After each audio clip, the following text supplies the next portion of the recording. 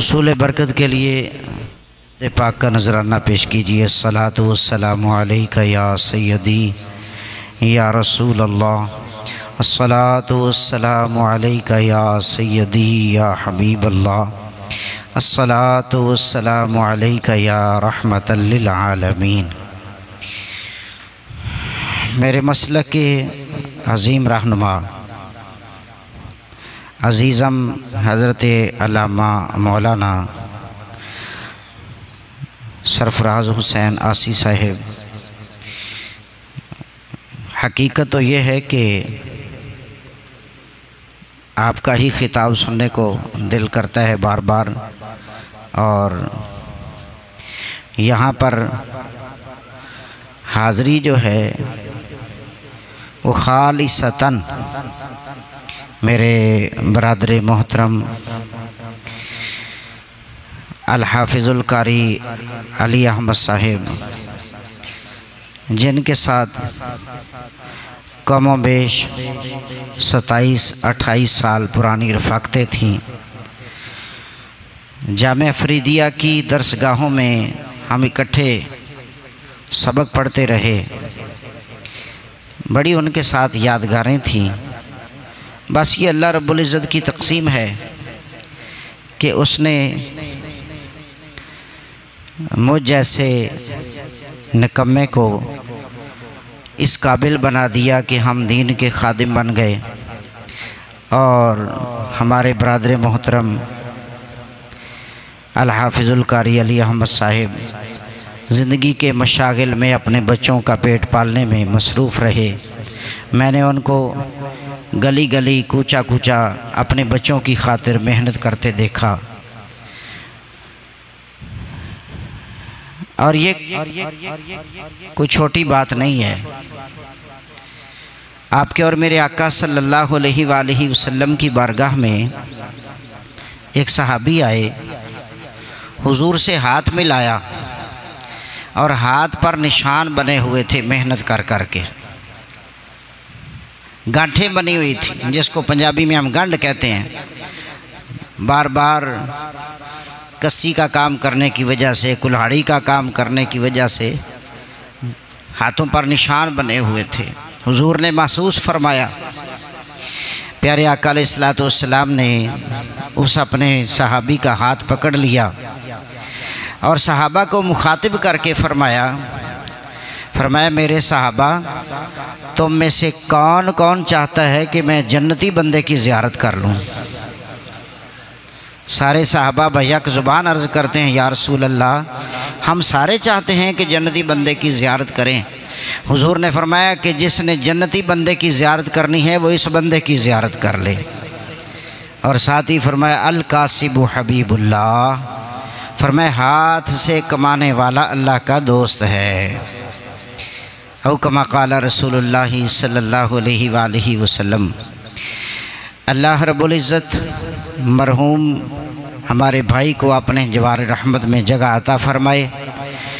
مرحوم کے اعزاء اقرباء سے، مرحوم کی اولاد سے میں تعزیت کرتا ہوں کہ اللہ رب العزت اس عظیم صدمے کو برداشت کرنے کی ہمت اور توفیق عطا فرمائے، صبر جمیل کی توفیق عطا فرمائے۔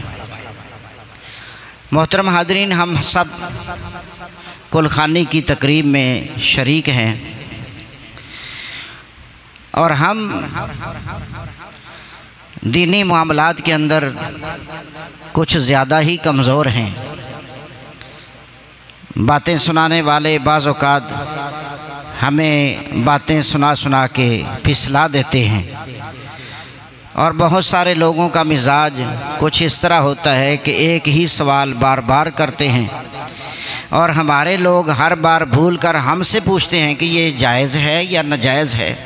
مثلا ابھی 2-4 دن ہی ہوئے کہ مجھے ایک آدمی کہنے لگا، جی یہ جو کل کیے جاتے ہیں، ساتہ کیا جاتا ہے، 40واں کیا جاتا ہے، یہ کہاں سے ثابت ہے؟ اب ہمارے لوگوں سے جب سوال ہوتا ہے تو پریشان ہو جاتے ہیں، پھر علماء سے پوچھتے ہیں، پہلے بھی پوچھا تھا پھر پوچھتے ہیں۔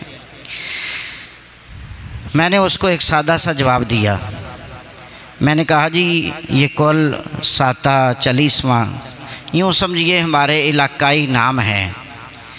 حقیقت یہ ہے کہ مرنے والے کے ساتھ ایک تعلق نبھایا جاتا ہے، ایک پیار کیا جاتا ہے، اور وہ پیار دعا کی صورت میں ہے۔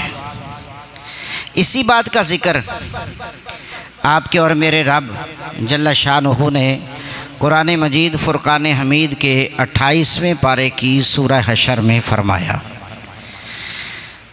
والذین جاءوا من بعدہم یقولون ربنا اغفر لنا ولإخواننا الذین سبقونا بالایمان۔ فرمایا کہ ایمان والوں کی نشانی ہے کہ اپنے سے پہلے جانے والوں کے لیے دعا کرتے ہیں۔ ربنا اغفر لنا، یا اللہ ہمیں بھی بخش دے، وَلِإِخْوَانِنَا الَّذِينَ سَبَقُونَا بِالْإِيمَانِ، اور ہم سے پہلے جو ایمان والے اس دنیا سے چلے گئے انہیں بھی بخش دے۔ جو بات اس آیت پاک سے معلوم ہو رہی ہے وہ یہ ہے کہ یہ کل 40واں یہ دعائیں یہ کوئی رسم نہیں ہے، یہ کوئی رواج نہیں ہے، یہ حقیقت میں مومنوں کی لگائی گئی ڈیوٹی ہے جو ہم نبھاتے ہیں کہ اپنے سے پہلے جانے والوں کے لیے دعا کرتے ہیں۔ اور یہ اللہ رب العزت کا فرمان ہے، یہ کوئی رسم نہیں ہے، رواج نہیں ہے۔ اور میں تو کہتا ہوں کہ خوش نصیب ہے وہ بندہ جس کے جانے کے بعد کوئی ہاتھ اٹھانے والا ہو، جس کے جانے کے بعد کوئی دعا کرنے والا ہو، جس کے جانے کے بعد اس کے لیے کوئی ایصال ثواب کرنے والا ہو۔ اور اس سے بڑی محرومی اور کیا ہو سکتی ہے کہ بندہ اس دنیا سے جائے کوئی دعا ہی نہ کرنے والا ہو، کوئی ہاتھ اٹھانے والا ہی نہ ہو، کوئی ایصال ثواب کرنے والا ہی نہ ہو۔ جبکہ آپ کے اور میرے آقا صلی اللہ علیہ وآلہ وسلم نے ارشاد فرمایا کہ مرنے والا اس ڈوبنے والے کی طرح ہوتا ہے جو کسی سہارے کا منتظر ہو۔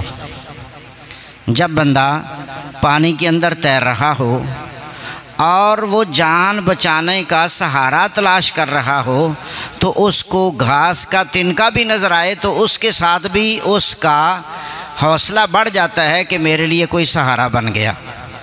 آپ کے اور میرے آقا صلی اللہ علیہ وآلہ وسلم نے بڑے پیارے انداز میں مرنے والے کا اور ہمارا ایک تعلق بیان کر دیا۔ فرمایا کہ مل میت فی القبر الا کالغریق المتغوص، او کما قال رسول اللہ صلی اللہ علیہ وآلہ وسلم۔ فرمایا کہ مرنے والا اس ڈوبنے والے کی طرح ہوتا ہے جو کسی سہارے کا منتظر ہو۔ مرنے والا اس ڈوبنے والے کی طرح ہے جو کسی سہارے کو تلاش کر رہا ہو۔ جیسے ڈوبنے والا کسی سہارے کا منتظر ہوتا ہے کہ مجھے کوئی سہارا مل جائے، ایسے ہی مرنے والا اپنے پچھلوں سے دعا کا، ایصال ثواب کا، صدقات و خیرات کا منتظر ہوتا ہے کہ کوئی مجھے یاد کرے اور میرے لیے دعا کرے۔ اب اس دعا سے ملتا کیا ہے؟ مختصراً 2-3 مثالیں ذکر کر کے اپنی گفتگو کو سمیٹ رہا ہوں۔ آپ کے اور میرے آقا صلی اللہ علیہ وآلہ وسلم کے فرامین ہیں۔ امام جلال الدین سیوطی رحمۃ اللہ تعالی علیہ آپ بہت بڑے مفسر ہیں، اور عربک لینگویج کے اندر، عربی زبان کے اندر آپ کی تفسیر تقریباً ہر مدرسے کے اندر پڑھائی جاتی ہے، اور آپ نے 12 مرتبہ خواب میں نہیں بلکہ جاگتے ہوئے سرکار کی زیارت کی ہے۔ آپ نے ایک کتاب لکھی تفسیر جلالین، تو ماشاءاللہ ہر مدرسے میں پڑھائی جاتی ہے۔ آپ کی ایک کتاب ہے شرح صدور فی احوال القبور، اس کے اندر آپ فرماتے ہیں کہ جب ہم کسی کو ایصال ثواب کرتے ہیں نا، حضور فرماتے ہیں کہ اللہ کے فرشتے سونے کے تھالوں رکھ کر وہ تحفے مرنے والے کو پیش کرتے ہیں۔ اور ایک حدیث مبارکہ میں آتا ہے کہ حضور فرماتے ہیں جب کسی کے لیے اِصالِ ثواب کیا جاتا ہے نا تو فرشتے جب اس کو پیش کرتے ہیں تو جن کے لیے اِصالِ ثواب نہیں ہوتا وہ حسرت سے دیکھ رہے ہوتے ہیں کہ کاش ہمیں بھی کوئی یاد کرتا، کاش ہمیں بھی کوئی اِصالِ ثواب کرتا، ہمارے لیے بھی کوئی دعا کرتا۔ تو خوش نصیب ہے وہ جانے والا جس کے لیے کوئی ہاتھ اٹھانے والا ہو۔ میرے دوستو، یہ محفلیں جہاں جانے والوں کے ساتھ محبت کا اظہار ہیں، یہ صرف جہان بدلا ہے۔ علامہ صاحب موجود ہیں، ماشاءاللہ ہمارے مسلک کے عظیم خطیب ہیں۔ جب بندہ مرتا ہے نا تو اللہ رب العزت نے یہ نہیں فرمایا کہ وہ اس کو موت آتی ہے، بلکہ فرمایا موت کا ذائقہ چکھتا ہے، موت کا ذائقہ چکھتا ہے، بس ذائقہ چکھتا ہے، اس کے بعد جہان بدل جاتا ہے۔ ایسا نہیں ہے کہ وہ مٹ گیا، ختم ہو گیا، فنا ہو گیا، نہیں۔ میں تو کہتا ہوں کہ مرنے والے مرتے ہیں، فنا ہوتے نہیں۔ مرنے والے مرتے ہیں، فنا ہوتے نہیں، حقیقت میں وہ ہم سے جدا ہوتے نہیں، وہ ہمارے ساتھ تعلق رکھتے ہیں۔ ایسے تو نہیں حضور نے فرما دیا کہ جب جمعرات کا دن آتا ہے مرنے والوں کی روحیں اپنے گھر کی طرف توجہ کرتی ہیں، اور جب ہم اپنے گھروں میں دیکھتے ہیں بزرگوں کا معمول کہ جمعرات والے دن کسی ضرورت مند کو کھانا بھیجتے ہیں، یہ ایک محبت کا اظہار ہے، اور اس کے ساتھ ان کی روحیں خوش ہوتی ہیں۔ آپ کے اور میرے آقا صلی اللہ علیہ وآلہ وسلم نے فرمایا کہ مرنے والا جب مرتا ہے تو فرمایا دو طرح کے ہوتے ہیں۔ حضور نے اپنی نگاہ نبوت سے وہ سارا منظر دیکھ کر ہمیں بتا دیا۔